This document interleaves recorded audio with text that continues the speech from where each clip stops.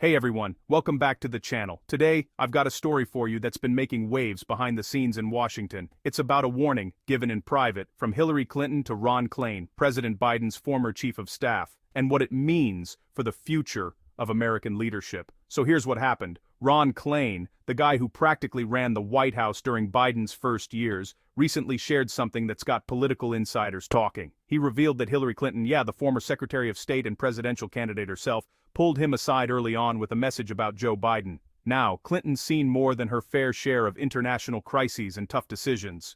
Her warning wasn't just a casual heads up. She told Klein Biden's heart is in the right place, but national security is a minefield. One wrong move, one misjudged moment, and things can spiral out of control.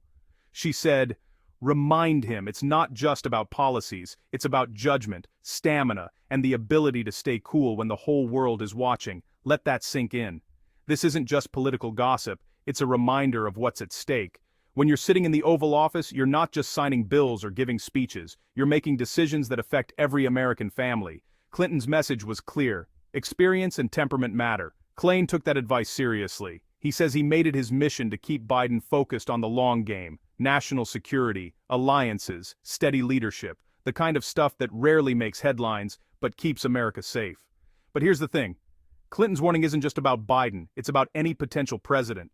Who do you want answering the phone at 3 a.m. when there's a crisis? Someone with a steady hand, or someone unpredictable?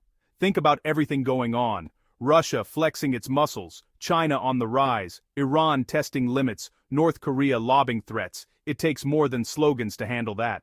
It takes nerves of steel, and let's be real, leadership isn't about being the loudest voice in the room. It's about knowing when to listen, when to act, and when to say no. That's what Clinton wanted Klein and Biden to remember.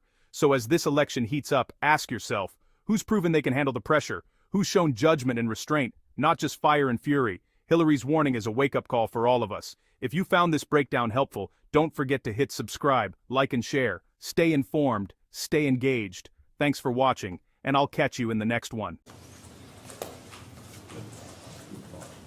How much time do we have?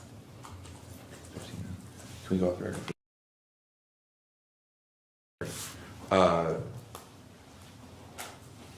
Mr. Klein, I'm going to ask a broad question that's yes or no right now, and then we can dive into details if there are any yeses.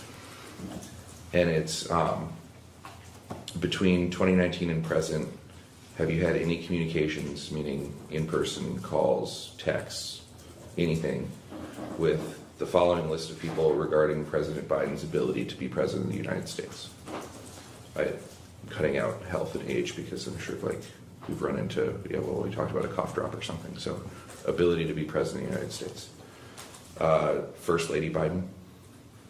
No. Hunter Biden? No. Ashley Biden? No. Naomi Biden? Not to recall, no.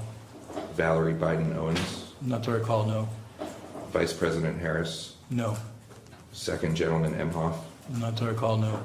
President Obama? No. President Clinton? No. Secretary Clinton? Yes. Mr. Zients?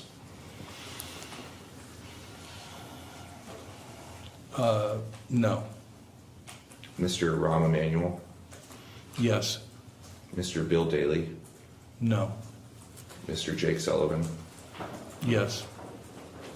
Miss Anita Dunn? No. Mr. Mike Donlin? Not to recall, no. Mr. Bruce Reed? Not to recall, no. Mr. Steve Ricchetti? I would have discussed with Steve the political fallout of the debate, but Steve's not expressed to me the view that he thought the president was incapable of being president. Miss O'Malley Dillon? Same answer for Ms. O'Malley Dillon. Mr. Bernal? No, not to recall. Miss Tomasini?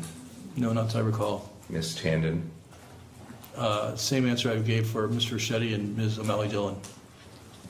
Miss Ashley Williams? No. Dr. O'Connor? No. Miss Bedingfield? Not to recall, no. Miss Psaki?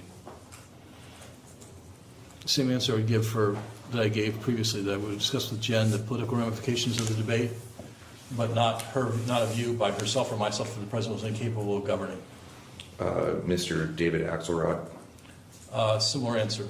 I had a spicy conversation with Mr. Axelrod after he was quoted in the New York Times saying the president should step aside. Ms. Jean-Pierre? Not that I recall, no. Speaker Emerita Pelosi? No. Senator Schumer? No. Leader Jeffries? No. I think I've asked this 1,000 different ways, but any other sitting senator? No. Any other sitting member of Congress other than the ones that we've already discussed? None beyond the ones we've already discussed. And then what about any member of the cabinet? No.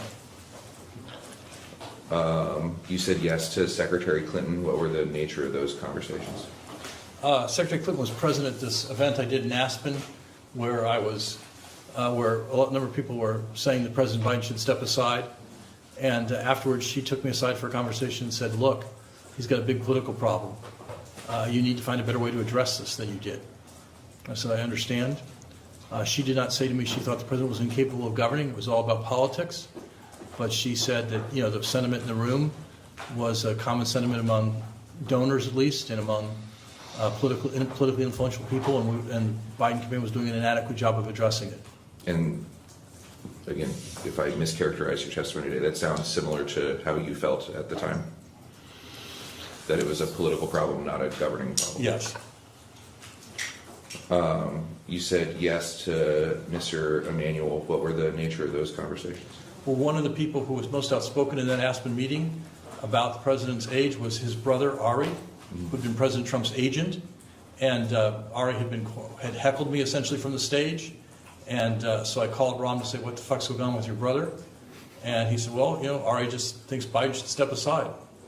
Do you think Mr. Emanuel's running for president in 2028? I don't think so in the end. I think he will head fake a lot, but I do not think in the end Ron will run. Okay. You said yes to Jake Sullivan. What were the nature of those conversations?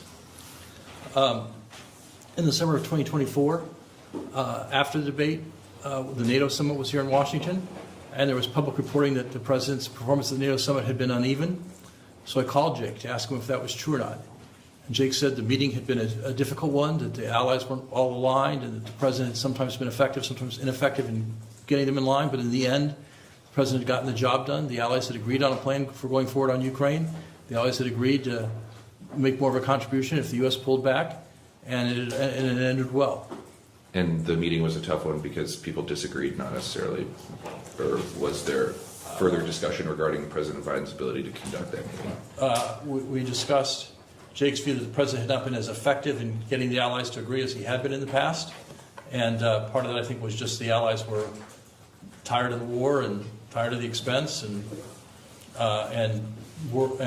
concerned that President Trump was going to get reelected and would have a more contentious relationship with NATO, and they were pressing the president quite hard on that. Did Mr. Sullivan express to you that the lack of effectiveness from the president in that meeting had anything to do with the president's ability to conduct his job? No, he did not raise any concern about the president's ability to govern. He did raise the concern that he thought that it would be hard for the president to get reelected. Can you explain that a little bit more? That if the president wasn't more able to fluidly handle these allies, did he have the political skills to succeed in a campaign that was already in trouble at that point in time?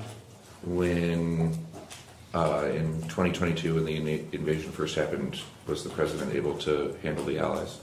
He did very successfully. Got them aligned on a sanctions package very quickly, which people thought would take months to do, and it only took days.